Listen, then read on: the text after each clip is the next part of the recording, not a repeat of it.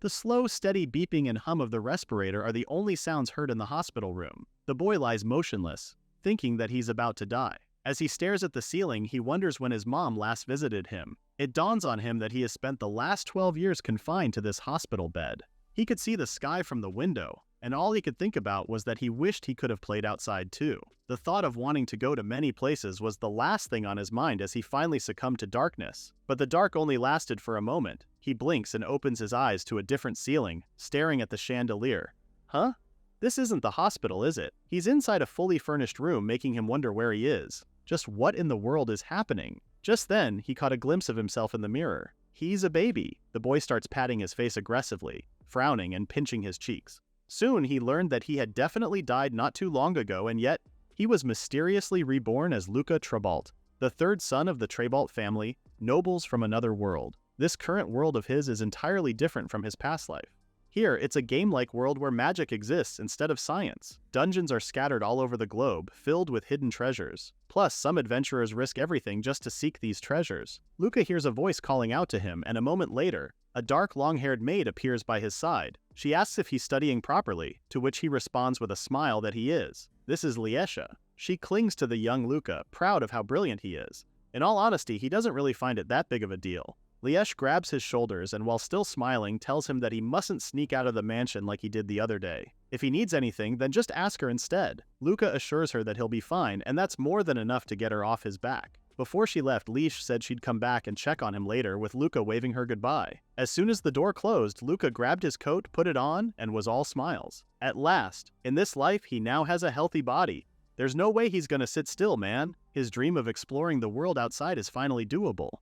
With that, he uses teleport to leave his room. Luca zaps right into the city square at the central shopping district thanks to his teleportation magic. This magic allows instantaneous travel to any desired location, though in his case, he has a strict limit of 3 uses a day. Luca was about to turn the corner, thinking about whether or not he should check out the weapon shop today, when suddenly, he realized a flaming ball of fire was coming in hot straight to his face. He managed to evade just in time, but it left him falling flat on his butt. Why is there suddenly a fireball here? That's when he heard a familiar voice. Another boy with blonde hair has a fireball in his hand, asking why Luca is in a place like this. Oh no, it's his older brother, Gil. Gil knocks on the carriage behind him, informing their father that Luca used his teleportation magic to sneak out again. The Trebalt patriarch gets out of the carriage with a scowl. Didn't he tell Luca before not to use such vulgar magic? It's a magic skill set only for thieves. Luca couldn't even defend himself as his older brother and father silenced him. Gil, for one, belittles our hero for his inability to use basic magic. On the same breath, he assures his father that Gil will become a magnificent knight and make him proud. Their father already expected a lot of things from his older son, especially since the Trebalt family has served the country as knights for generations. As if to rub more salt into the wound, Gil scoffs at Luca for being an incompetent fool who can only use teleportation magic. A disgrace to the Trebalt lineage. With that, their father and Gil walk off, but not before the patriarch orders Luca never to use teleportation magic again. Poor Luca has no choice but to concede, and the older man says he needs to return to the estate. Luca doesn't understand, he just wants to see the world outside. Is that too much to ask for even in this life? Thankfully, his wallowing in self-pity is halted when he hears some guys from behind, talking about how they failed again. Luca turns to see 2 guys standing in front of the bulletin board. What do they mean by they failed? Curious, he walked up right behind them to check what the 2 were fussing about. Dude 1 says that apparently they can't defeat the dragon on the lowest floor. By dragon, the other dude clarifies that it's the Hellfire Dragon, Bagranoa. This dragon is at the S-rank dungeon, Katya Mountain Range Underground Cave, which remains unclear, and there have been 9 failed attempts. Word on the street is that the dragon's breath attack is ridiculously strong. What's more, they say it's an instant kill move that not even an S-rank party's defensive magic can block. There's just no way that's possible. Apparently, the existence of a treasure chest has been confirmed, though. At the mention of the treasured chest, Luca perks up. But the 2 other dudes think otherwise. That treasure is not worth your life. Suddenly, a voice sounded in Luca's head, along with a prompt telling him an urgent request had popped up. With that, he's urged to take a map freely. He does as the voice instructed. And when he finally has his hands on a map, he hears a ping. A few prompts are telling him of his new destination, Katya Mountain Range Underground Cave. Well, he can only use teleportation magic, but there are 2 things that only he can do, and the first is this. He's the only one in this world who can view his status through a prompt window. When he mentioned seeing these windows, Liesh got incredibly worried about him, which probably explains why she's so overprotective. Second, his teleportation magic isn't normal. You see, normal teleportation magic only works within a person's line of sight, or for places they've already been to. What's more, it comes with a huge margin of error upon landing, but as long as he has the name of the location and a map, he can teleport perfectly to places he has never even visited. Luca has been to low-rank dungeons a few times, so if ever, this will be his first S rank. Obviously he can't fight, but just taking a quick look should be fine, right? After all, he has magic that lets him absolutely go anywhere. Okay, enough said. Luca uses teleport and is instantly zapped into the dungeon, right into the sleeping dragon's snout. Whoa, that's an incredibly messed up margin accuracy, bro. Luca's hands quickly fly right into his mouth to cover it up. Crap, is the dragon sleeping? He can't believe the dragon is right by the entrance. He peeks at the dragon's side and sees the treasure chest. Luca starts tiptoeing toward the chest, believing he'll be able to grab it now. Ha! Yes, it's almost within reach. But just when he was about to open it, the dragon let out a mighty roar. Oh no, it's up. The monster quickly breathes fire right into him, but luckily Luca was able to use teleportation in the last second. With that, he flops right back to his room.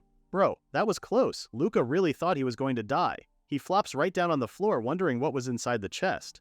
Like, can you imagine? A chest guarded by the strongest dragon in an S-rank dungeon. That must be some incredible loot, no? But the thing is, his only magic is teleportation, and it's strictly limited to 3 uses a day. There's just no way he can defeat it. But wait, the Trebalt family rose from weapon merchants to nobility, which means their estate has a massive armory. Just look at the row of swords lined up in their armory. He grabs one and has an idea. If he combines all these weapons with his teleportation magic, he might be able to kill that dragon. The next day, Luca teleports to the dungeon again where the dragon is already roaring to go.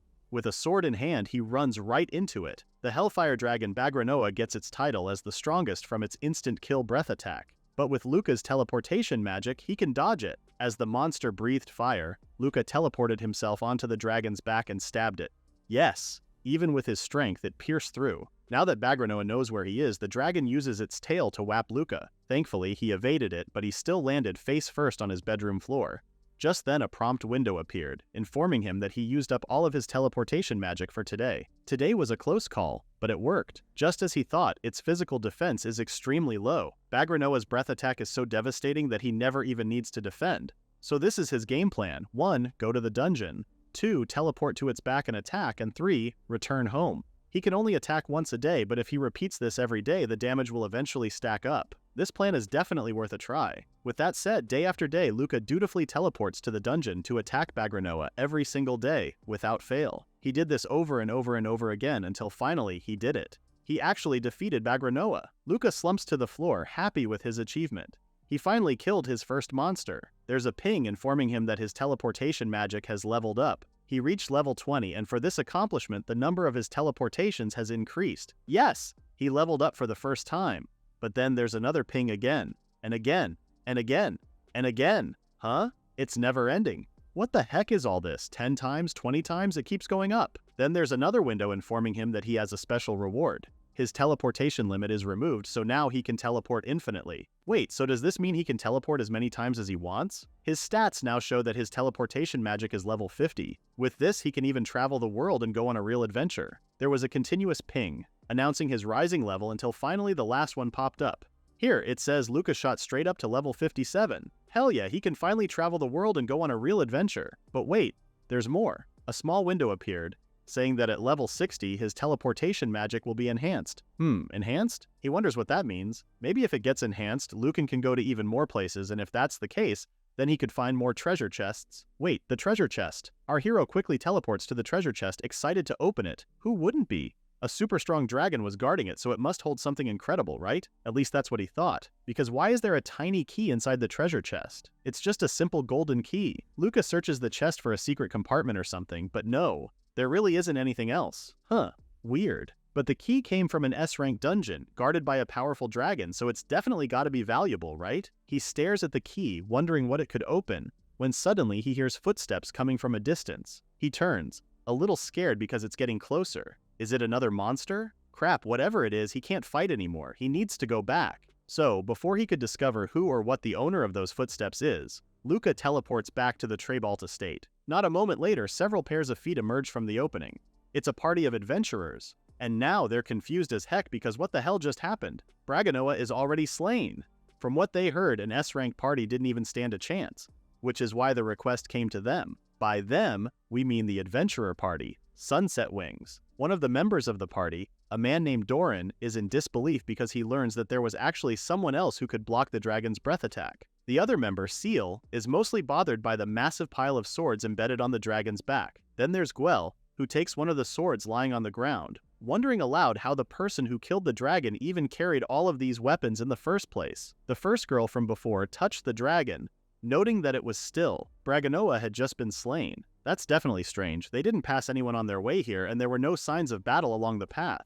Doran thinks that maybe they used concealment magic, but Seal shot that idea down. Concealment magic has its limits after all. Besides, she points out that carrying a massive load of swords like that while remaining hidden is impossible. Well, they could speculate all they want, but Gwell states that the fact of the matter is that Braganoa has been slain.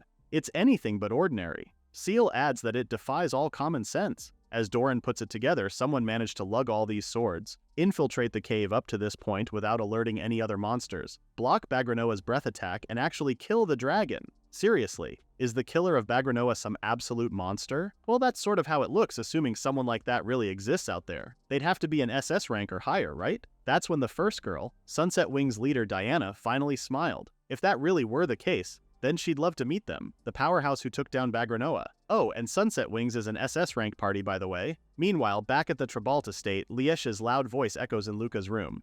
Absolutely not, she said. She's already reeling at the idea of sending the young Luca to the academy. It's far too dangerous. Well, can he even rebut that? But more importantly, he wants to calm Liesh down. How exactly is she going to calm down? They have magical combat training at the academy, you know. She has reason enough to worry, especially since she heard that drills can get rough. There's a chance that Luca could be mixed with students wielding aggressive magic.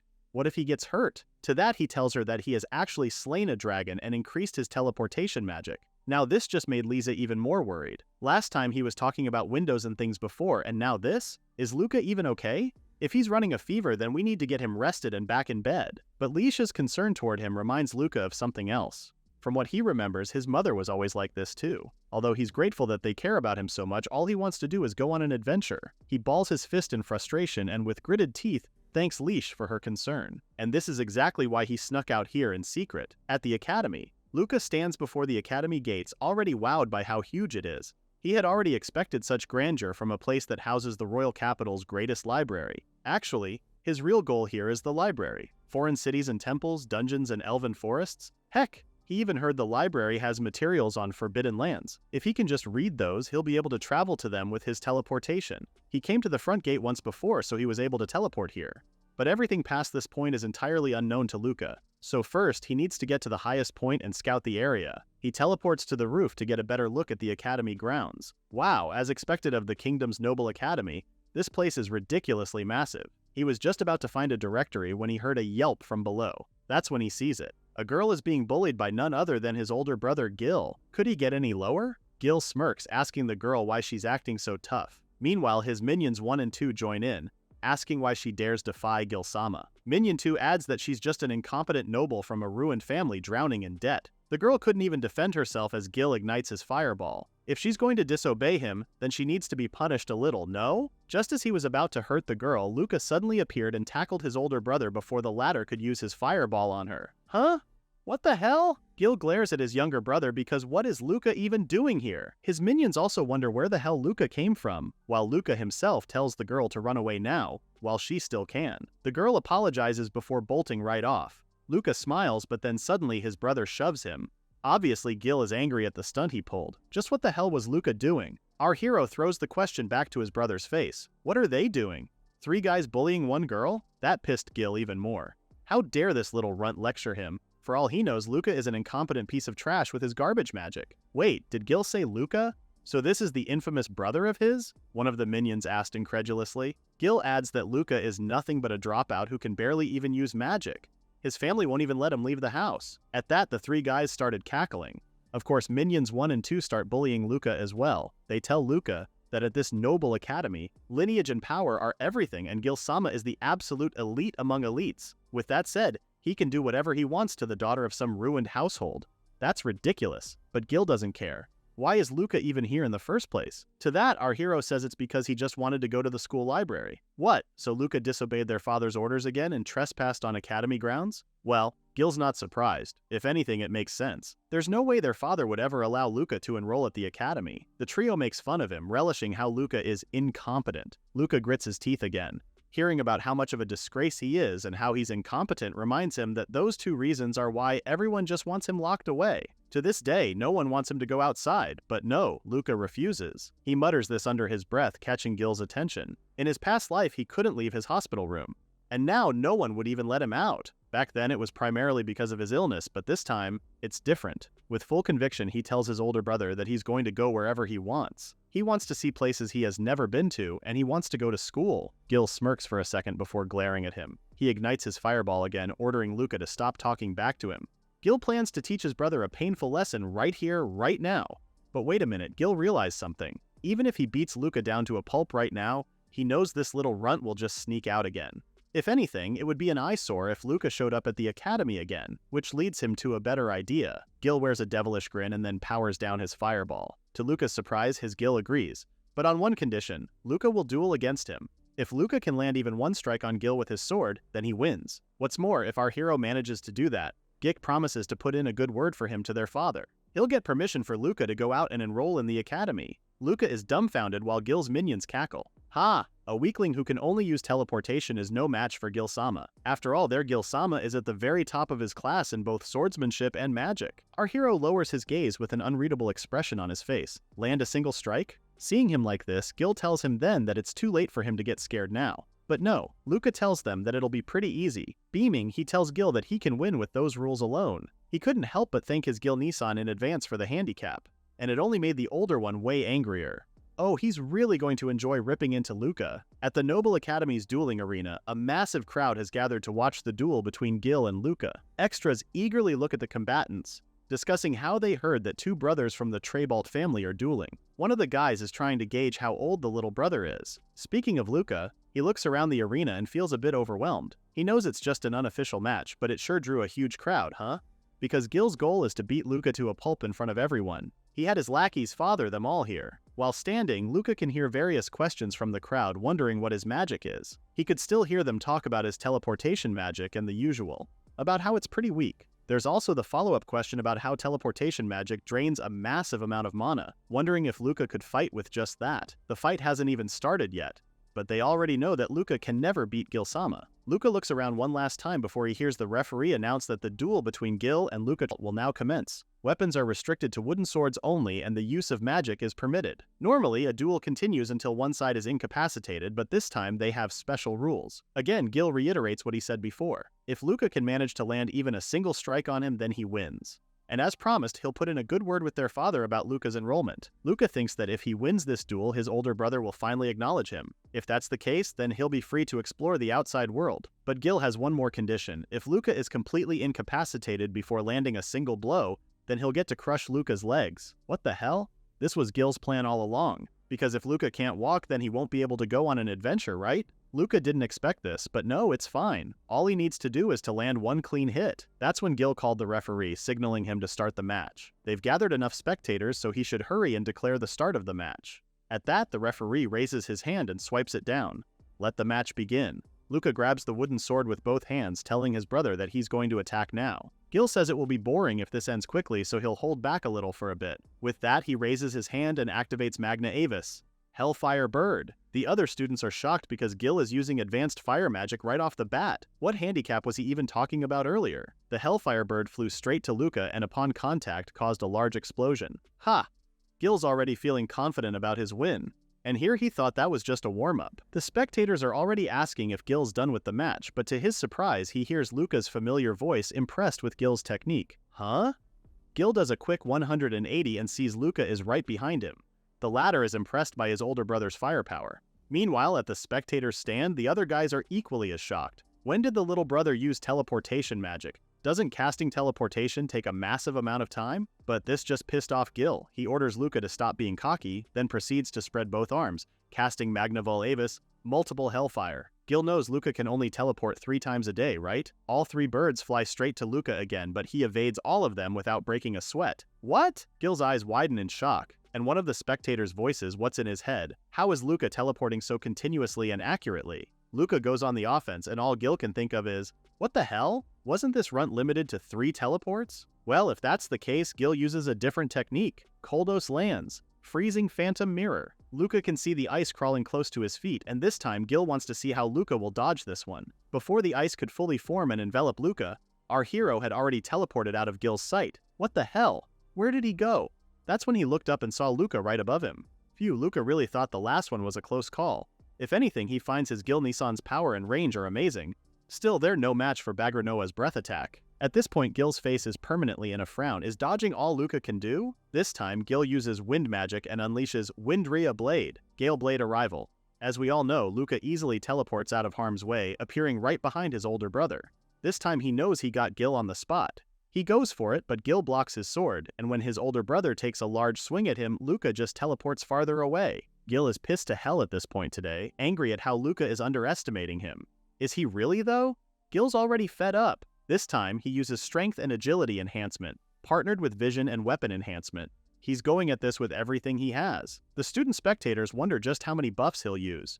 But more importantly, does he really want to kill Luca? Then there are the Gil supporters going off about how he's not relying on his own advanced magic. Gil has the flexibility to instantly adapt his combat style.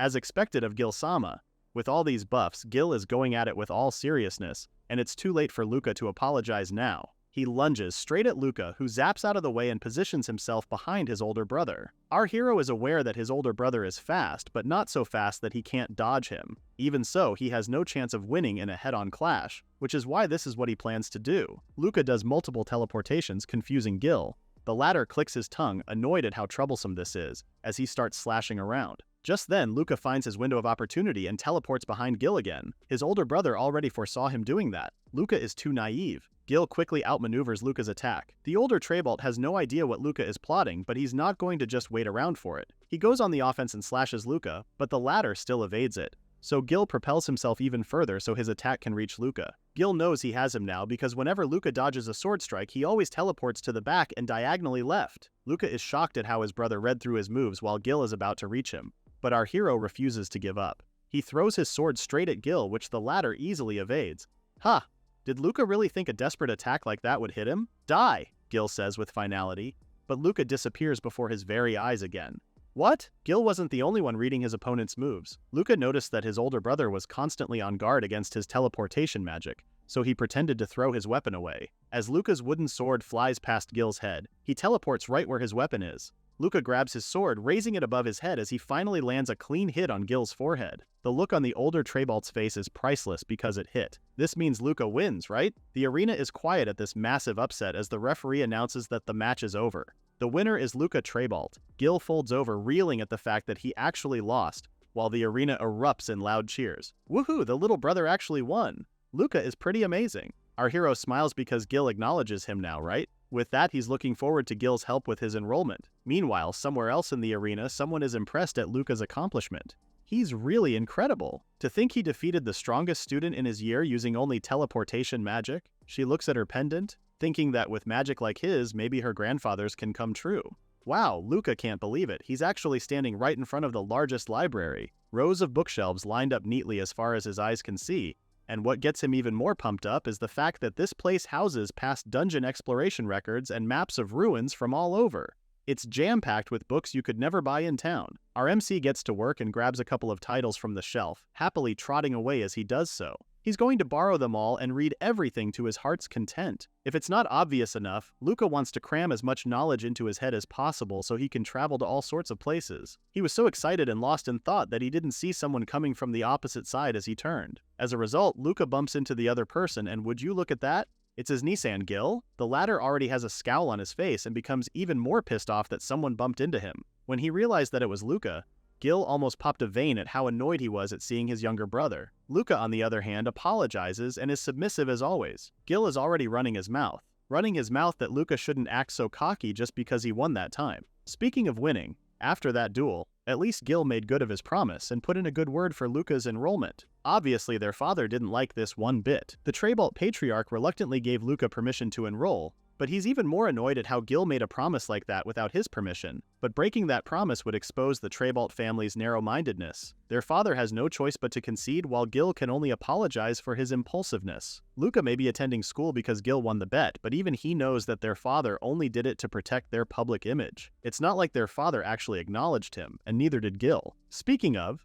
Gil tells him now, right to his face, that he doesn't acknowledge Luca. If anything, he wasn't even going all out in the first place. That's when two other students appear, badgering him. If it isn't the guy who got cocky and lost, they say. And apparently they also heard what Gil said just now, as one of them slung his arm over Gil's shoulder, as he asks if the latter isn't embarrassed making excuses like that. Like, can you imagine losing to a little brother who can only use teleportation magic? Ha!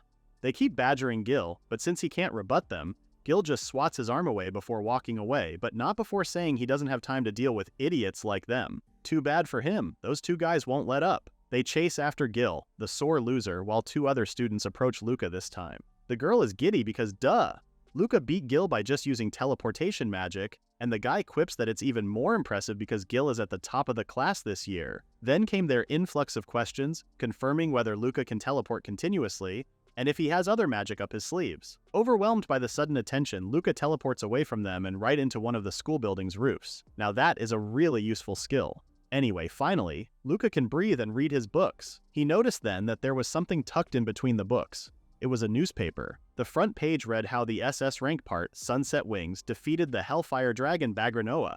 Wait, Bagranoa? That's the dragon Luca defeated. Well, at least he thought he did. He didn't know it was alive back then. Back to the paper, it says there that the party Sunset Wings is currently using the metropolis near the Katya Mountains as their temporary base of operations. Oh wow. Luca is thrilled to know that an SS rank party is in the city right now. But before that, let's talk about parties. Adventuring parties are divided by rank. They're further separated into 8 tiers from F to SS, and right now, there are only 5 parties at the very top of the SS rank. Sunset Wings is one of them. According to rumors, Sunset Wings travels the world, clearing high-difficulty dungeons as they go. For Luca, that's the dream. Traveling the world must be pretty nice, right? But wait a minute, there's something much more intriguing written in the paper. It was also said there that the dungeon initially believed to have only 10 floors has been revealed to contain deeper levels. What? That dungeon actually had more floors? Luca was so satisfied with opening the treasure chest back then that he didn't even notice it. Wait, now that he thinks about it, if he goes deeper, then maybe he'll figure out what this key around his neck is used for. Plus, if he needs weapons, then he can just borrow some more from home. Borrow? Did he even return the pile of swords he used on Bagranoa? Whatever, because right now there's no time to waste. Luca teleports back to the dungeon. Meanwhile, back at the dungeon, Sunset Wings is currently exploring the lower levels. They've reached the 11th floor, eyeing their surroundings carefully. So this is the unexplored area, eh? Diana warns her party mates that there are likely monsters much stronger than the Bagranoa on the lowest floor. This means they need to take them out quickly. Seal is the first to point out that Diana seems a bit cranky today. Guel's not surprised. It's all because of the newspaper this morning. Even Doran feels exasperated because the newspaper went ahead and gave them credit for the kill, when in reality their party only found Bagranoa's corpse. Diana adds that someone else worked hard for that achievement. As for them, they didn't even fight, yet their party ended up stealing someone else's glory. Of course, Diana would take offense at that because it's an absolute disgrace. She marches off ahead, fuming, when suddenly she stops dead in her tracks. She signals the other 3 to stop. They've got company. Ahead there are a couple of lizard men, and thankfully the creatures haven't noticed her yet. This is her chance. Diana has her hand on her sword, ready to launch an attack, when she stops dead in her tracks for the second time at what she sees. A kid, Luca, has appeared out of nowhere and stabbed the unsuspecting lizard man. But what is a child doing here? More importantly, how did he even get here? With these questions still in mind, she continues watching Luca. By now, the other 3 lizard men know Luca's here. They quickly go into assault mode, lunging straight at Luca, but our hero easily teleports out of the way, killing the other 2 lizard men with 1-strike kills. The Sunset Wings are dumbfounded because what the hell? This kid is fast. Guel wonders if the kid's speed is due to Swift Step, a magic buff. But Seal counters that even if that were the case, the boy is way too fast. Diana is quiet, but she's also wondering what kind of magic the boy is using. To think that even their trained eyes couldn't track him. Meanwhile, Luca teleports in and out again to kill the last remaining lizard man. He wipes the sweat off his forehead, checking if that's all of them. Phew, he managed to take them down by catching them off guard, but man, swords are heavy. He drops the weapon on the ground, shaking the strain off his wrist. He never knew that just swinging them around was a hassle. Just then, his stat window popped up, informing him that his teleportation magic had just leveled up. Now he's sitting at level 60. Yahoo! What's more, his teleportation magic has also been enhanced. Until now, Luca could only teleport by himself, but now he can teleport with someone else. Alright. With this, he could even bring a friend along. Well, it's not like he has any friends though. He was too absorbed in the prompt window that he didn't notice until he heard something crunch behind him that one of the lizard men was actually still alive and was just about to cut him down. By the time he noticed it, the monster's blade was already halfway down. Fatal Phoenix! Phoenix Flame Blade! He heard someone shout, followed by a blaze that incinerated the looming lizard man. As the monster burned to a crisp, Luca heard someone ask if he was okay. It was Diana. By now, the Sunset Wings party is approaching him, with their leader hoping that Luca's not injured. Luca instantly knew who they were as he thanked them and told them that he was fine.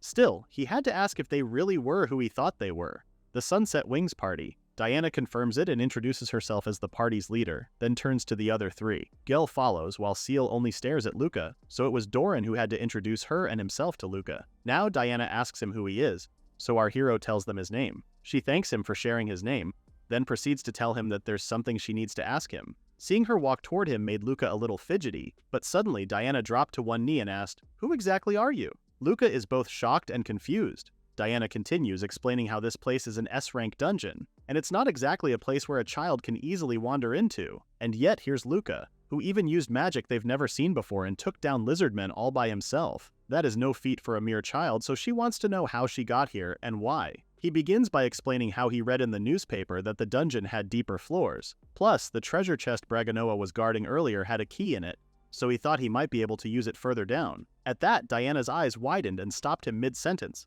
Like, what does he mean by the dragon? Was it already dead when Luca found it? Our hero answered, no, and told them that he defeated it, as if it's the most natural thing in the world. Now that's completely unheard of. The Sunset Wings kick up a fuss with Doran saying that the boy must be joking, but Luca assures them that he's telling the truth, and Doran just can't believe it. Come on, we're talking about Braganoa here. He had to remind Luca that even an S-rank party didn't stand a chance against it, which is exactly why they, the Sunset Wings, were called in. When they arrived, it had already been slain. Diana then asked Luca how he defeated the dragon, and in a quiet voice he told them that he did it with teleportation magic. Huh? To say that everyone in Sunset Wings is dumbstruck is an understatement, because what do you mean this kid defeated the dragon? This time, it's Seal's turn to contest Luca's claim. There's no way he could kill it with such an inefficient spell. At that, Luca tells her that teleportation magic is the only magic he can use, though his magic is a little different from normal teleportation. Hearing all this just piqued Guel's interest even more, as he now expressed how he wanted to hear the details of Luca's triumph. Our hero is put on the spot, so where to begin? In his mind, he thinks that it's better not to mention the system windows. Luca told them everything, and after hearing that, Guel still claims that, as much as it's hard to believe right off the bat, it also explains the massive pile of swords and the lack of battle traces along the path. Seal finds it way too absurd how Luca can teleport with just a location name and a map. It's completely unheard of. Diana, who has been quietly listening all this time, finally spoke. She asks Luca right then and there if he would like to travel with them. Diana noticed that Luca doesn't seem to have gotten the hang of adventuring quite yet. Frankly, she finds him too reckless to live alone. With that being said, she doubts he'd even listen if they asked him to go home. Besides, she wants to observe his teleportation magic up close. Before they proceed, she asks her party mates if they have any objections. Doran's fine with it, while Gel says it's a great opportunity to witness such rare magic. Seal adds that they're heading the same way anyway, so why not? Since the whole crew gave their okay, Diana nods to Luca. Our hero beams and thanks them. Because man, he can't believe he gets to tag along and go on an adventure with an SS rank party. Okay, so he needs to do his best so he doesn't hold them back. Their group of 5 finally reached the underground cave on the 12th floor. This time, the Sunset Wings took down the monsters even before Luca could do something about them. Amazing! They took down over 10 monsters in the time it takes him to defeat just one. While they're at it, they still manage to cover him while fighting. This makes him feel bad as he suddenly blurted out an apology aloud. For all he knows, he's just been dragging everyone down. But before he could continue, Diana cut her off. She tells him that there's no need to apologize, as long as they're traveling together like this. She tells him that he's one of their comrades. Besides, covering for each other is just what comrades do. Luca is touched. And for a moment, the image of his father, Gil, and everybody else who harbored animosity towards him flashed in his mind. Comrades, huh? Diana actually called him a comrade. Luca has to prove that he can be useful, even if it's just a little bit. So, Sunset Wings plus Luca descended further into the unexplored area, where they came across a large double door. Well, it looks like the 20th floor is next. As soon as Diana pushed it open, Luca felt the atmosphere shift. It was like an entirely different ambiance in here. Doran immediately goes into defense mode, putting his guard up as he tells Luca this. Whenever he comes across a wide open area like this, there's usually a boss waiting. True enough, their enemies appeared not a moment after. A herd of golems. Diana notes that there are a total of 10 golems, leaving Luca impressed at how she quickly assessed their numbers. Goran asks Luca if he knows how to take down a golem, and the latter answers that he does. He read about it in a book once. From what he remembers correctly, you just have to destroy the exposed core on its chest. Huh? Wait, these golems don't have a core. One of the golems let out a mighty roar just then. Diana explains to Luca that only lower-tier golems have exposed cores. High-tier ones keep them hidden deep inside their bodies. Party Wings got into position as she continues that the first step is to expose the core. Doran, Gwell, and Seal unleashed Rockhammer, Windray Volshot, and Icicle Shower all at once. Their combined attack chipped off the surrounding structure of the golem, exposing its core. Diana asks Luca if he wants to try taking it out, given how the core is pretty fragile itself. Of course, Luca's game.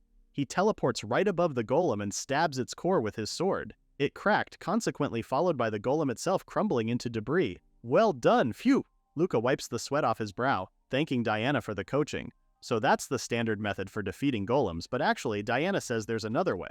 She gets into position and with just one swing of her sword, she unleashes Fatal Phoenix, incinerating the remaining golems in one go.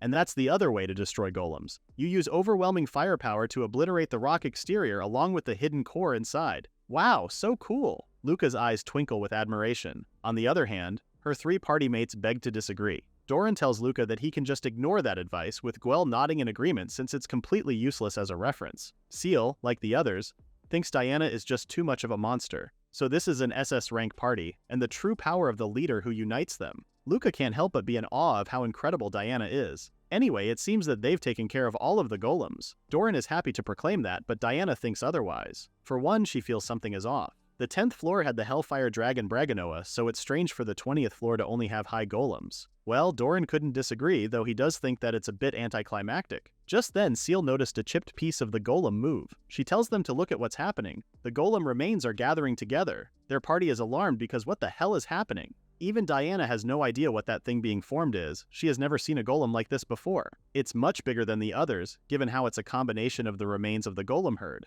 It stared back at them, exhaling a mist that made them all on guard. It exhales again, and for some reason Luca starts trembling. Diana noticed this and urged him to stay calm. With conviction, she announced that they are an SS rank party. They are the Sunset Wings. This isn't their first or second rodeo encountering an unknown monster. Besides, if it's a golem, then the method to destroy it is exactly the same. Goran says they just need to peel away the rock and smash its core. He makes the first move, intent on drawing its attention first, but to his shock, the golem moved at the same time he did. It's fast! Before he realized it, the golem had its fist pulled back and threw a punch, sending Doran slamming against the wall. Luca watched Doran fly, unaware that the monster was attacking him next. Diana warns him to run away, just as Luca faces forward to see the golem's incoming fist. Diana appears just in time to swat the golem's hand away, warning Luca to stay back before he could say anything else. She tells him to get as far away as possible immediately. As soon as our hero teleports away, Diana calls Gwell and Seal, who were ready for her signal. All 3 of them unleash their attacks on the golem, with Diana using Fatal Phoenix, Gwell using Storm Cannon, and Seal using Icicle Shot. As soon as their attacks came into contact with the golem, Diana told them they should grab Doran while the monster is distracted. Seal tells Luca, who was hiding behind a giant pillar, that he's coming with them too. Seal is the first to ask if Doran is alright, with the latter apologizing for letting his guard down. Still, it moves way too fast for a golem, and despite taking a barrage of combined attacks, the golem remains unscathed. No way. Not even a single scratch. Its toughness is in a completely different league from normal golems. Luca now looks even more worried, seeing how the combined attacks of an SS rank party didn't even faze it. Diana then announces that she'll cut it down and lunges straight at the golem. The monster puts its arms up, bracing for her incoming attack. A defensive stance, huh? So that's where its core is. First, she needs to strip away that armor and expose the core. She used Rondo Phoenix to attack, but the enemy has a solid defense. Now here comes the attack. Not only is this golem tough, but it's pretty fast too. How troublesome. This time, Diana unleashes a series of consecutive attacks, while Luca can only watch helplessly from the side. He knows he'd only get in the way if he tried to help, so all he can do for now is watch. During their battle, the golem slams the ground so hard that it sends a cloud of dust flurrying about, obscuring Diana's sight. The monster used this chance and threw a punch which she barely managed to block with her sword at the last minute. Still, the force sent her flying, with Doran calling after her. She tells him that she's fine, but man, all this damage from just a single blow? What a monster! Just then the golem put both its hands up, palms out as it started to shine brightly. What the hell, where is all this mana coming from? Doran warns everyone to brace themselves, and a second later, the golem fired a mana beam directly at the three. Luca managed to teleport out of the way, but as the dust settled, he saw Doran, Gwel, and Seal already knocked out. He teleports next to them and sees that they're all unconscious. He can't believe it, they were all taken out in one go. The golem lets out a mighty roar again, and this time a pissed-off Diana goes on the offense. This monster is gonna pay for that. She lunges at the golem, sword already blazing as she attacks it with Thrust Phoenix. She managed to lodge her sword right in the golem's chest. Yes, her attack got through, now to smash the core, armor and all. The monster braced itself and took a swing to defend its torso, with Diana immediately evading the swing. Crap. She has no choice but to put some distance between them. She managed to damage it, but it wasn't enough to reach the core. She tells Luca to use his teleportation magic to get those three out of her while she buys him some time. Luca quickly got to work, tapping Seal, ready to teleport when the golem used its magic to send rock snakes slithering their way. The heck? This thing can use magic too? Diana attacks the golem, distracting it, and when she saw an opening, she attacked again, only for the monster to block it. Still, she's finally starting to see its weakness. Earlier, she couldn't put a single scratch on its arms, but her attack damaged its torso. If its body was just as tough, it wouldn't have bothered taking a defensive stance in the first place. A full power strike should be enough to shatter the core right through that armor. Her only problem is that mana beam from earlier. Speaking of, it's about to do it again. As it put both of its hands up, Diana jumped out of its attack range. But the monster used magic and conjured an earthen hand to grab her leg. Crap, this is bad, she's gonna get hit. The golem fires its mana beam and all Diana could do is look as she's about to get hit point blank. That's when Luca teleported behind her, calling out to her to take his hand. She grabs hold of his hand and they teleport behind the golem as it fires toward nothing. He tells her that she got the others to the clinic in town. It's just her left. With her eyes still glued on the monster, she tells Luca that he needs to escape while he can. She's staying behind. He was about to argue when Diana told him that the golem was far too dangerous. They can't let it roam free, so she has to stop it before someone gets killed. This is her duty as an SS rank adventurer. Besides, it's not like she doesn't have a winning chance. Her attacks on its back actually went through, and judging from the impact, a full power strike could destroy the core entirely. Now if she can only find an opening in its defenses. At that, Luca tells her that he has a plan. This piqued Diana's attention, and our hero took a deep breath before saying that if she trusts him, they can beat that monster together. Diana didn't hesitate and smiled. In her mind, she knows she'll be putting Luca in danger, but his teleportation is guaranteed to create an opening. Right now, she just has to trust his abilities. Luca gets to work teleporting in and out around the golem's immediate surroundings. Irritated, the golem started swinging and attacking any point where Luca appeared. Of course, our hero evaded it. But as Doran said, this monster is pretty fast. It started to chase after him with simultaneous punches that our hero could barely evade. If even one of those hits him, then it's all over. The monster whips its head to the side and sees Luca and Diana standing together. It put its hand up, getting ready for its signature mana beam attack. It starts gathering mana in its hand, so now Luca keeps a wary eye since his target teleportation time is the exact moment it fires. Since the monster is reaching forward, it leaves its back completely exposed. He puts his shaking hand over Diana's shoulder, scared that he might mess up the timing, and she puts her hand over his. Diana urges him to believe in himself just as she believes in him. They're going to take this monster down together. Right! The golem finally fires its mana beam and the two teleport out of the way and into the golem's back. Now! Diana quickly unleashes her Grandio Phoenix attack, landing a direct hit on the monster's back as she cuts off a portion of its body. The monster fell to one knee, roaring, and Luca thought they did it. But no, Diana noticed that the core is gone. What the hell? You see, to distribute mana efficiently throughout its body, a golem's core should be located in the dead center of its torso. It's true that she didn't feel it shatter, but how is this possible? That's when Luca noticed something and told Diana to look over there. The core is peeking just a little out of the monster's torso. No way! Did it shift the core inside its body right before Diana's attack landed? The monster conjures its earthen hands again and grabs both Luca and Diana, trapping them in place. As for the golem itself, it's already starting to regenerate. Crap, this is really bad. Diana is completely out of mana. Meanwhile, Luca is racking his brain when he remembers what she told him before, about the core itself being fragile. Luca teleports out of the earthen hand, making Diana look where he went off to. That's when she saw him teleport right above the golem, a little out of its line of sight, and grabbed a piece of floating debris. If it's just the core, then he could smash it. And that's exactly what he did, chipping the golem's core with its own body part. It lets out another roar before finally crumbling to the ground. Diana was released from its clutches as Luca finally landed on the ground. He looks at her, and her beaming smile is all he needs to validate that they did it. They actually won. While Luca is still reeling from their win, all Diana could think about is how he had the grit to keep fighting until the bitter end. Plus, his split-second decision-making was also commendable. Looking at him like this, he's quite the adventurer for his age. Diana tells him that she wouldn't have won this without him, but Luca points out that the only reason he managed to pull that one off is that she believed in him. Suddenly, the wall before them collapsed, revealing a set of grand doors. Whoa, that's a pretty huge door. From the looks of it, Diana says it must be their reward for taking down the boss. Luca notices the keyhole and pulls the key off his neck, thinking this might be where this is used. He slid the key right in the slot and the doors opened, revealing a grand treasure vault. Diana looks around, impressed, because she has never seen a hoard of treasure this massive before. Luca's attention, on the other hand, is on something else. He points at that, wondering what it is. Diana looks and sees the sword at the furthest end of the room.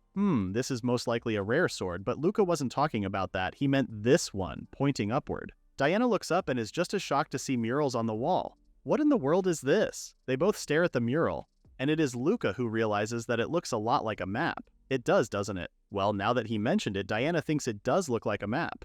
This confirmation is all he needs to start beaming because he has never seen a map painted as a mural before. He keeps jumping around excitedly with Diana watching him quietly on the side. To think that he's more fascinated by a map than gold or swords. What an interesting kid this is. After he calmed down, he realized that he had no idea what the murals said. From the looks of it, he thinks these are place names, but just like him, even Diana has no idea what it says. In fact, she has never seen these characters before. The map itself doesn't match any country she knows of, so it might be a completely uncharted area, somewhere no one has ever explored before. What's more, she tells him that there's a rare rumor that dungeons hide maps to other worlds. The gears in Luca's head are already turning, with his eyes twinkling at the possibility of uncharted areas and maybe even other worlds. If he's able to decipher what's written on those walls and understand the name of the place, he wonders if he can teleport to places no one has even been to before. He turns to Diana, suggesting they head back right away. He needs to find a book to help him decipher all of this. The Sunset Wings leader is impressed because they've just finished a grueling battle,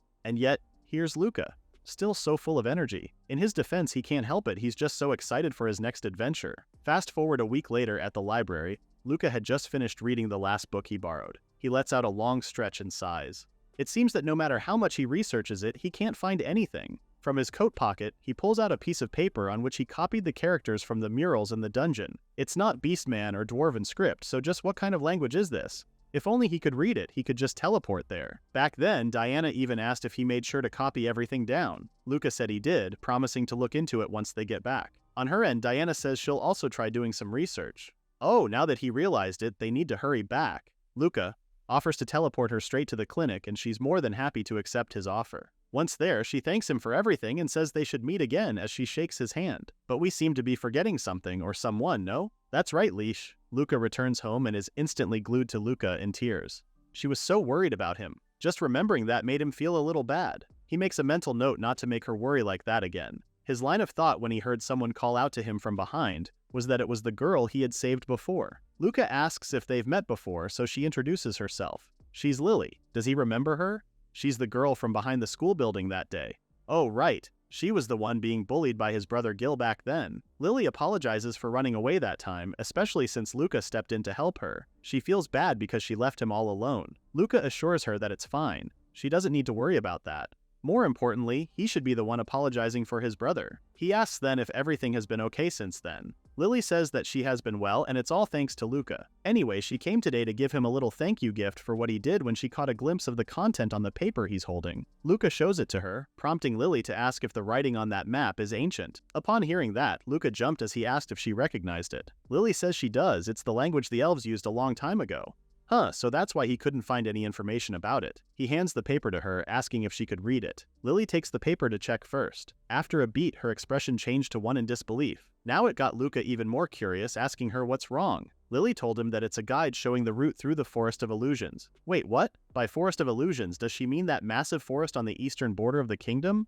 Okay, first things first. The Forest of Illusions is a mysterious, sprawling woodland where countless adventurers have ventured in to conquer only to vanish without a trace. Even now, its full depth remains completely unknown, and these days almost no one dares to set foot inside. But that's not all. Lily says that according to the writings, if Luca follows the correct path through the forest, then he'll eventually reach the elven village. Huh? But wait, Luca's a little confused because weren't the elves supposedly wiped out hundreds of years ago? Lily says he is correct, they were wiped out in a war with humanity. but there's a chance that they may just have been hiding this whole time. Maybe they're taking refuge from humanity deep within the Forest of Illusions. Luca's already starting to get fired up. This is great news, because if the elves are really out there, then this will be the discovery of the century. Our boy is already vibrating at the speed of light due to excitement before he grabs Lily's hand and thanks her. She's a lifesaver. He couldn't figure out what the writings were, no matter how hard he researched. She's not surprised to hear that, given how there isn't much literature left about elves at all. But if that's the case, then how does she know how to read it? That's because Lily's grandfather taught her when she was younger. Her grandfather was an archaeologist who spent his whole life studying the elves, and his reason for that was simply so he could thank them. Thank them? Luca echoes. So Lily shares that back when his grandfather was just a boy, he was attacked by a monster in the Forest of Illusions. He claimed that a female elf saved his life, telling everyone about this. But during that time, people already believed elves were extinct. As a result, no one believed her grandfather. As awful as that was, he never gave up, spending decades researching all on his own. Lily even said that her grandfather risked his life countless times just to travel to the Forest of Illusions, and bought incredibly rare and expensive books on the ancient language and elven history texts. As a result of pouring all his money into research, their family fell into ruin. Oh, now that Luca remembers it, his brother's friend did say something like that. Saying she was from a family that fell into ruin from debt definitely checks out. To continue, Lily said her parents thought of his grandfather as a nuisance, and everyone mocked his research, calling it a waste of time. Lily, on the other hand, loved listening to his stories, and he would tell her more about the elves, their culture, folklore, legends, and even the ancient language. In the end, her grandfather was not able to prove they existed and passed away just last year. Without hesitation, Luca extends his hand to her, saying they should go together. That caused her to draw back and raise an eyebrow. So Luca explained that since he can't read the map by himself, having someone like her, an expert on elves, would make him feel so much better. Oh, she had to ask if it's really okay with him. Especially since she's not good at fighting, she fears she'll just drag him down. Luca assures her that it will be fine, leave all the fighting to him. Besides, he heard that elves live a really long time, so they might actually be able to meet the very same elf who saved her grandfather. That idea put a twinkle in her eyes, and she really wants to meet her. Alright, then they should go right away. Luca grabs her hand again, leaving Lily dumbfounded, and before she could as much as breathe, he teleported to the eastern entrance of the Forest of Illusions. Amazing! They reached the forest in an instant. Like she heard the rumors, but Luca can really teleport anywhere, huh? Well, not exactly. If the name of the elven village was written on the map, he could have just teleported them straight there. So now they'll have to pass through the Forest of Illusion. He was about to say something more when he noticed she looked a little uptight, prompting him to ask if she was okay. Lily grabs her necklace and stares at it before stealing her resolve. Alright, they're there to meet the elves after all, so she's ready. Luca nods, saying they should do their best together. Just like that, the two started exploring the deep woods of the Forest of Illusions. Luca looks up and suggests she should tuck that necklace of hers under her clothes, or else it might get snagged or grabbed during a fight. She did as he suggested and quipped that Luca seems to be really used to adventuring, no? To that, he says he's not really like that at all. In fact, he considers himself still just a rookie. It was Diana who taught him that. Wait, Diana? Like the Diana from the Sunset Wings? Luca says she is correct. That very same Diana. He shares how she actually helps him train sometimes. Huh, so he trains with an SS rank adventurer. Just who exactly is Luca? They venture deeper into the woods, and soon enough, Luca notices that the fog is getting pretty thick. Just then, he notices something over there. Upon closer inspection, it looks incredibly old. Wait, there's something written on the pedestal. Lily approaches it, with Luca asking if she could read it. As she bent down to check, something flew past her, missing her head by just a few inches. Luca quickly teleports them out of the way and into a nearby tree. Was that an arrow? A few moments later, there was some rustling in the hedges and goblins appeared. Oh no, there are so many of them. Luca tells Lily to get back, he'll protect her. That colored her cheeks a bit, and the next moment he teleports below, ready to stab one of the goblins. He successfully did so, killing the monster in one go. 3 more goblins lunge at him from behind, and Lily shouts his name to warn him. He assures her that it's okay, taking his sword out of the dead goblin's body. Now he's going to show them his brand new teleportation magic. Let's wind it back a bit. Back in the B-rank dungeon's Medea underground ruins, swords can be heard clashing against one another. That's because Luca and Diana-san are in the middle of sparring. Diana is on the offensive, which Luca blocks before stepping back, thus ending with Diana taking a big hit. She commends him for his improvement. So far, his movements are looking a lot sharper. Luca credits it all to Diana-san for giving him one-on-one training. Plus, they also gave him the swords and some of the treasure from the vault, so the least he could do was to get better. At the mention of that, Diana-san asks him in turn if he was really okay with giving everything else away to them, especially since there were some incredibly rare swords in there. Luca is sure, besides those swords are too heavy for him to handle properly. What he needs to do is to learn the absolute basics of swordsmanship first. Plus, what he wants to focus on right now is refining his magic, especially now that he has just learned a new teleportation spell. Diana-san can't believe this kid, geez. His magic never ceases to amaze her, understandably so because surrounding them are several remains of fallen spider monsters with swords embedded into their bodies. Diana-san can't believe this kid can solo monsters that even B-rank adventurers struggle with. Once he fully masters teleportation magic, she knows for sure no one will be able to stand against him. So back to the present at the Forest of Illusions. Another goblin sneaks up from behind Luca, his axe raised to take a swing at him. Our MC teleports behind the orc and uses his teleport skill to send the axe right into the orc's neck, who was standing nearly at Luca's heels. Lily, who watched the whole thing happen, is just as surprised. The goblin's axe just moved. More goblins came rushing straight to Luca, but our hero remained calm, focused on using the new spell he learned, which is to teleport any touched object to a desired location. Luca takes down all 3 goblins simultaneously while using his teleportation magic and his new skill. 2 more unsuspecting goblins fell before Luca's skill. Though it looks easy, Luca is actually struggling right now because it's hard to land a hit when the target is moving. Still, he's relentless and pushes himself to sharpen his precision. Suddenly, an archer goblin sees Lily and fires an arrow toward her. She braces herself for the incoming arrow, but Luca sees it. He taps the shield of the orc before him and sends it to where Lily is, shielding her from the attack. Whoa, amazing, he's protecting Lily while also fighting off the monsters. Our MC, on the other hand, is quickly scanning his surroundings until he finds something useful. He walks over it just as 2 goblins spring up behind him. Luca uses teleport, touching the object in front of him, and just look at that. A giant boulder appears above the goblins, instantly crushing them to death. Phew, that seems to be the last of them. Luca turns to Lily, and the other is so amazed by our hero. Her eyes are twinkling because being able to teleport in itself is already incredible. But now, Luca can teleport anything he touches. That's on another level. Our hero doesn't think so since he thinks he still has a long way to go, plus he can't teleport heavy objects very far, and he can only teleport things within his line of sight. Just then, a giant goblin appears. The monster is fuming. Luca puts his hand up to protect Lily. He didn't expect that there was a goblin king. He tells Lily to stay back, but the sudden movement just makes the goblin angrier. Luca was about to teleport when its roar was cut short before it collapsed on the ground. An arrow was stuck behind its head. Huh? What?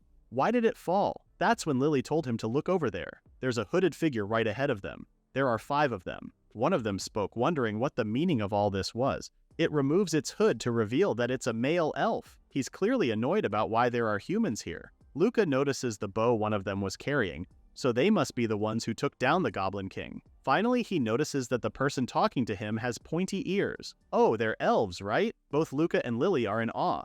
They couldn't believe elves actually exist. Just then, the elf from before tells them to answer his question.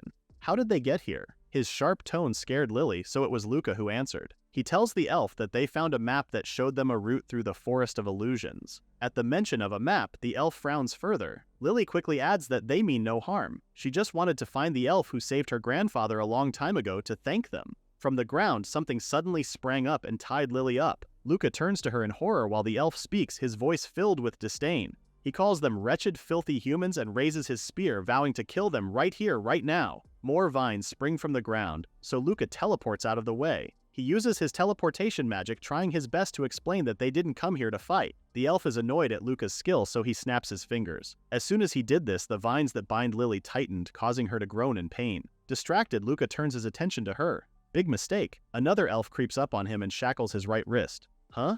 But something like this can't— Wait, what? No way, he can't teleport. The elf subdues our hero, telling him that it's useless. The shackles are embedded with magic sealing stones. As long as he's touching them, he can't use magic. Luca doesn't understand why they're doing this. That's when the first elf appears, hatred etched on his face as he tells our hero that it's because they're humans. The words of a human are entirely worthless. After relentlessly hunting their brethren and selling them into slavery, the elf tells Luca that they will never trust him and his kind. So by hiding away in this forest, they have finally found a sliver of peace. They cannot let mankind learn of this place, which is why he will kill both Luca and Lilith right here. At that, the elf who is subduing Luca calls out to the first one, calling him Cyrus. She reasons that Luca and Lily are just children, but Cyrus won't hear it. He silenced Sheila, the one subduing our hero. Cyrus claims that the divine tree has already been severely weakened by the great serpent, so they absolutely cannot afford to invite any more trouble. This is why these humans will die here. His word is final. Luca, who has been quietly listening, notes what they were saying. Diving tree, great serpent? But Sheila refuses to go with Cyrus's wishes. She tells him that this is a matter that affects the entire village. Shouldn't the village chief be the one to decide their fate? Upon hearing that, Cyrus clicks his tongue and draws his spear back. Tisk, fine. They'll take these rats back to the village and Sheila relaxes. So they all head to the elf village. Luca looks around in awe. It's completely different from what he imagined. Just then he notices a giant tree in the middle of it all. Could that be the divine tree? But before he could take a closer look, Cyrus barked that he should keep moving. Luca did as the former said, so he turned his attention to the surroundings. So many of the elves are armed. An elf runs up to them and tells Sheila that another child has collapsed. He feels bad because they've just returned, but they really need her help. Sheila doesn't waste another moment and runs off with the other elf. Luca was staring at her for too long, so Cyrus grabbed his collar, telling them not to dawdle as he led them somewhere. That somewhere being the earthen cell. He threw both Luca and Lily inside before closing the cell. He tells them to stay in there until the village chief hands down a verdict, but not that it matters. They'll both be sentenced to death anyway. With that, he storms off. Luca turns to Lily, worry painted on his face as he asks if she's okay. She apologizes to him instead, catching him off guard. Lily blames herself because if she had just stopped to think about it, she should have realized how elves would feel about humans. But instead, she only cared about her own feelings. Luca doesn't think so. That's not true. If they've got someone to blame, then it should be him. But no, she firmly tells him, no. The only reason they even got caught is that she slowed Luca down. This is all her fault and she could only offer a sincere apology to him. Luca refuses to cave in, saying that it's really not her fault. He was also naive. He never imagined that they'd have a way to seal his magic. Just then, a third voice chimes in, calling their attention. It's Sheila! Oh no, Luca wonders if the elves had already decided to execute them. Lily clings to the pillory, begging Sheila to at least let Luca go. She doesn't really care what happens to her, but they should at least spare Luca. Luca is horrified. What is she even saying? But to Lily, this is the only thing she can do for him. Sheila sighs and tells them that they must have misunderstood something. She shows off the key, saying she's here to let them out. Eh? Both kids are confused. Why is she doing this? Sheila unlocks the door to their cell as she relays that the village chief and Cyrus are clashing over what to do with them. Cyrus, for one, won't budge on having them executed, and with the way he's acting, he might just bypass the chief entirely and take it upon himself to kill Luca and Lily. So she decided to come and sneak them out before that happens. She uncuffs them both, instructing them to follow her. She'll guide them through the back routes. Lily asks why she's helping them. Even Luca is confused because don't elves hate humans? Sheila says they do, but she also tells them with a sad smile that children bear no sins. Just then, another voice calls out to them. A much younger elf appears from behind Sheila, asking if the two are humans.